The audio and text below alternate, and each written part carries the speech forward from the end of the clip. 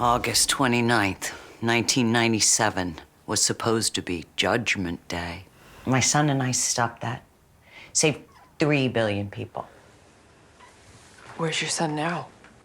Skynet had sent several Terminators to hunt him. One finally caught up with us and carried out orders from a future that never happened.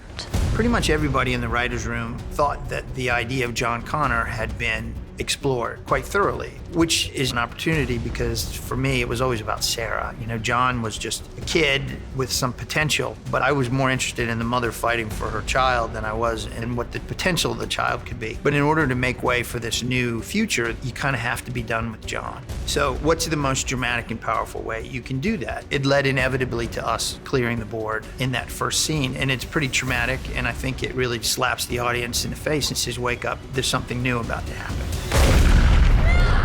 The opening of the movie, we have a sequence where we essentially are back in time. We see young versions of the principal characters, and it's by far the hardest work we've done on digital humans. It's unbelievably difficult. ILM's working with a process where they're doing some facial tracking that they can actually apply to their models, and they're really pushing the boundaries to try to make that look as photoreal and believable for the audience as possible. And it's going to be difficult because everybody has been watching these movies for years and years and years, so we have to be spot on to really nail that sequence.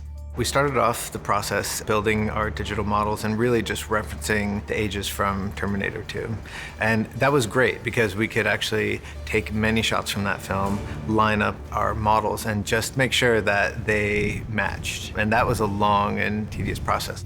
We cast actors to play their bodies because we need bodies on set to perform, to light, to interact with each other physically and let the director direct. We typically will have our stars there if we can. So in this case, if we have Linda Hamilton, who's got her younger self, she was there to help us with coaching the body actor that'll play her body, essentially. Face replacement and body replacement. That is like a whole new world for me. They had a body double who doubled my body from 1991.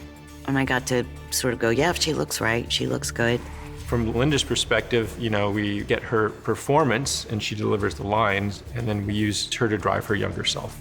We're so attuned just from an evolutionary standpoint to really identify anything that looks kind of unnatural.